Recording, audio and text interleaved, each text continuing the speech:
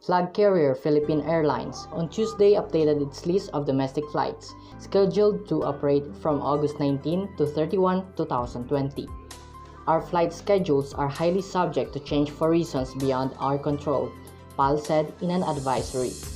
We may have to cancel flights, add frequencies, or adjust our planned schedules based on evolving quarantine restrictions and entry requirements set by the Philippine authorities and local government units, it said.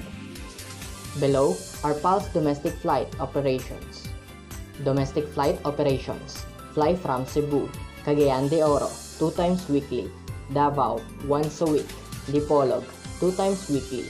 4 times weekly, effective September 1. Dumaguete, 2 times weekly. Tacloban, 2 times weekly. Zamboanga, once a week.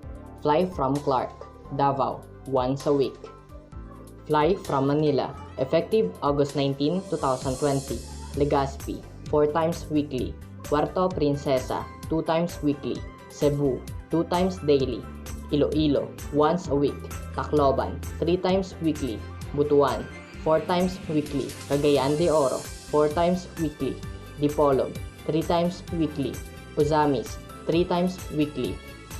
Cotabato, 3 times weekly. Davao, 2 times weekly.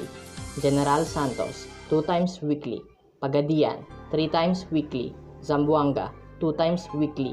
Effective August 21, 2020. Catarman, once a week. Dumaguete, 2 times weekly. Calibo, 2 times weekly. Rojas, once a week. Bacolod, 2 times weekly. Fly to Manila, one way. Bacolod, once a week. Effective August 23, 2020. Basco, August 30. Iloilo, 2 times weekly. Effective August 21, 2020. Lawag, once a week. Effective August 20, 2020. New normal, same heart. Hashtag FlySafePH. Information source from Philippine Airlines and GMA News Online.